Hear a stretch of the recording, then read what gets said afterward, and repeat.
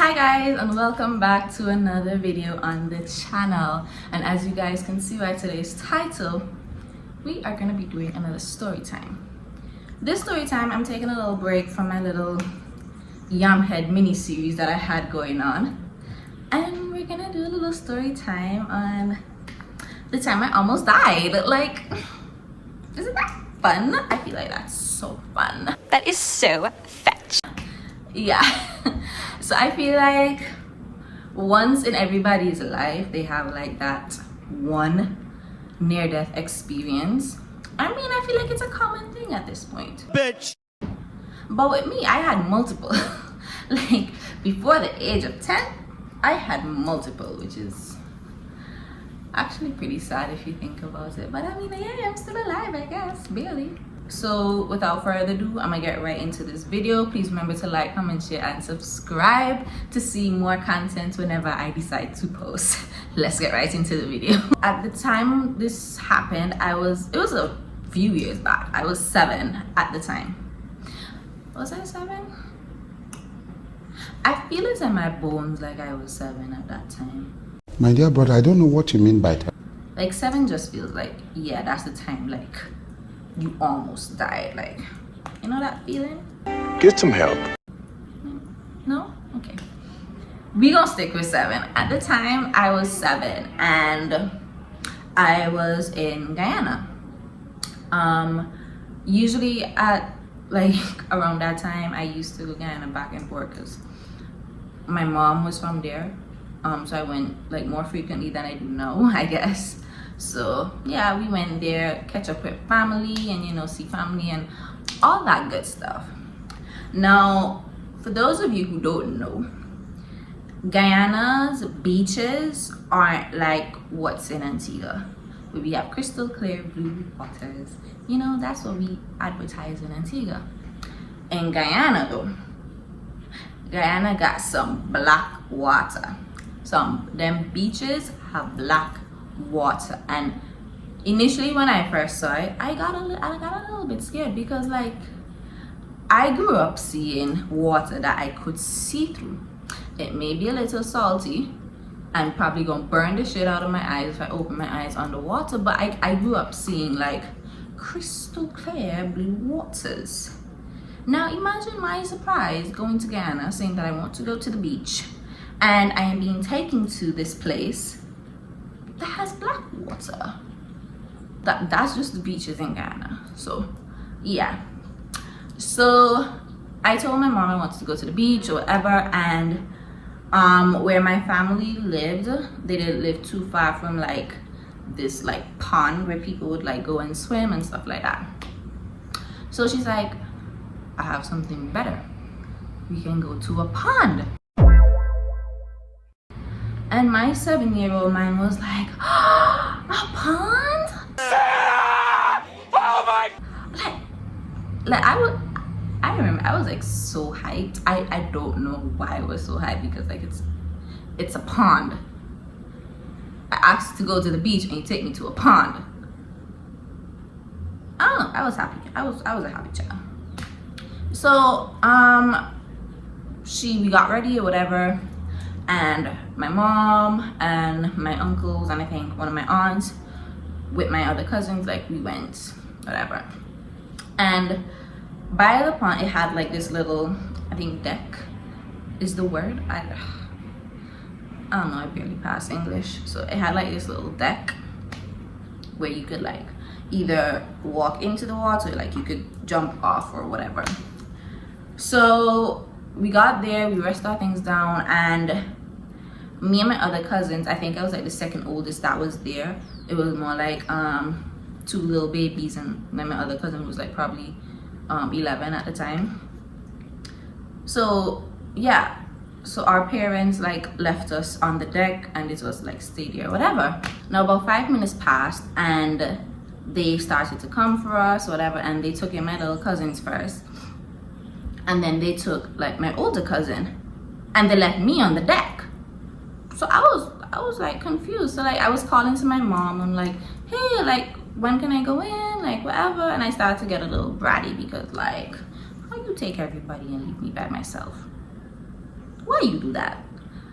So then my mom was like, You coming in just now? You coming in like we don't have nobody to watch you. because whatever.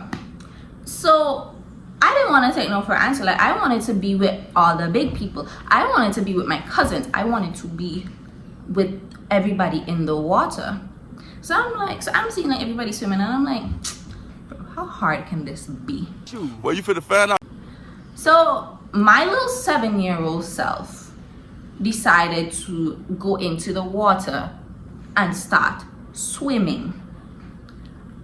What I was doing in that water was not swimming. I don't know what I did.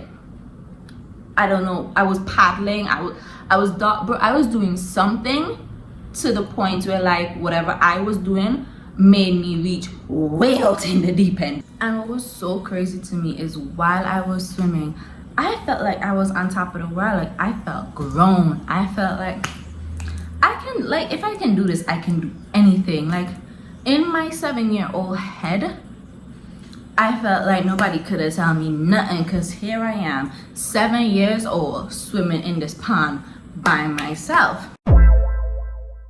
Quickly, I came to the realization of what it actually meant by me being 7, swimming by myself.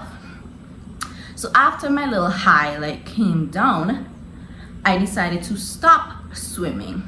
And when I stopped swimming, that's when shit got real. It's about to go down. So I stopped, and I had like 0.5 seconds to look around and realize, shit, I'm here and the rest of my family is 100 miles away. And when I realized that, I was like, shit. Before I knew it, I was drinking water.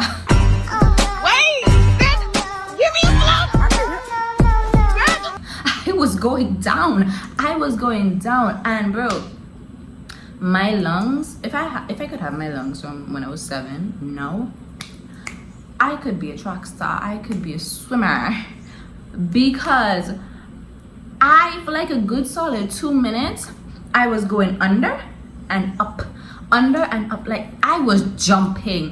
When I tell you I was jumping in that water, I was like a fish. Y'all know how those dolphins like be doing that was me. But instead of me jumping, going to one place, being all happy because like, yeah, I was built for this, I was jumping because I was trying to stay alive. I was trying to stay alive for as long as possible. So for a solid 2 minutes, I was jumping. I was like, and I'm there screaming like, help, help, nobody heard me. Imagine jumping and screaming at the top of your lungs, help, and nobody hears you. You are 7 years old. Like, my life was flashing before my eyes. Like, realistically, I didn't really have much of a life because like I was 7. I wasn't thinking about shit. It was 7. But like, bro, I'm there screaming, I'm screaming, and then after like a solid 2 minutes, my uncle was like, from what he told me, he was like, okay, let me go get Mikisha to bring her in now. And he looked and he see that I wasn't on the deck. So he told my mom, like, bro, where's Mikisha, whatever. My mom was like, She probably some in the bush of playing in a hole like a picnic stick. I'm like, bro, if you only knew, I was out there dying. Your child was drowning right in the same pond. So my uncle was like, nah, that doesn't seem like Mikisha. So I'm screaming, and he said like he heard like a little, thought it was a bird. He heard something in the corner of his ear and he thought it was a bird. So he looked around to see like what kind of bird it was. But it wasn't a bird. It was his niece drowning. It was his niece drowning in the water. So like he quickly panicked and he's like, oh my god, like Mikisha's over there, like Mikisha's drowning, whatever. And my mom, like, she started panicking as well, but you know, not like the panic like, oh my god, like my child. She was like, oh my god, like bro, my mom was so nonchalant. So my uncle heard me. He eventually came and like he souped me up or whatever, and he took me to the deck, and like I drank some water, so he was trying to get that shit out and whatever. So then he was like, how did you get over there? Like we left you there. And I'm just like, I wanted to swim because y'all left me and whatever. And my uncle was like so concerned. He said, are you okay, whatever? Y'all know what my mom was like. My mom said, That serve you right, 'cause nobody tell you go over there. Anybody say you y'all know Caribbean parents. I was dying. I was basically almost dead. Like 30 seconds later, if he didn't find me, I would have been dead. And this woman was like, that's your punishment. Nobody tell you to move from there. We move from there for, is he? Who the hair go feel? And she's out there cursing me. I'm like, bro, I'm out there throwing up water, trying to get all the water out of my system, and she's cursing me. I'm like, bro. So me being 7, I started crying because like, why you doing that? But realistically speaking, who sent me over there? Who sent me over there in the first place? Because if I stayed there like they told me to, if I stayed on the deck, I wouldn't have almost died. And you know, realistically speaking, you would think that from that near-death experience, I would have learned to like not do that again and listen to my parents and, you know, be a good, well, y'all, I had another near-death experience like the year after. Drowning again. Drowning. Like, no. And with that one, it wasn't as severe, but with that one, I was like, who the hear good feel? Who the hear good feel? And I didn't hear, so I felt it a second time. Like, if it's one thing about me, I might have some near-death experiences. Like, bro, it's actually pretty crazy to think about it, because I'm like, I probably had like 6 near-death experiences in my life from the time I was born to like 10. And looking back at it, I'm like, damn, did God not meant for me to be here? Because how is it that I'm almost dying like almost every year? Like the big man upstairs was like, nah, this one was a mistake. Like she wasn't supposed to be here right now. Like let me try to like bring her back up. But I mean, after the age of 10, I haven't really had any more near-death experiences. I guess, I don't know if I became immune to death. I don't think I'm immune to death. I don't know what it was, but all I know is I'm still alive. I'm barely alive, and that's all it is. But yeah, guys, that's the end of this video. Thank you guys so much for watching. Once again, please remember to like, comment, share, and subscribe, and I will see you guys in the next video whenever I decide to post. Bye guys.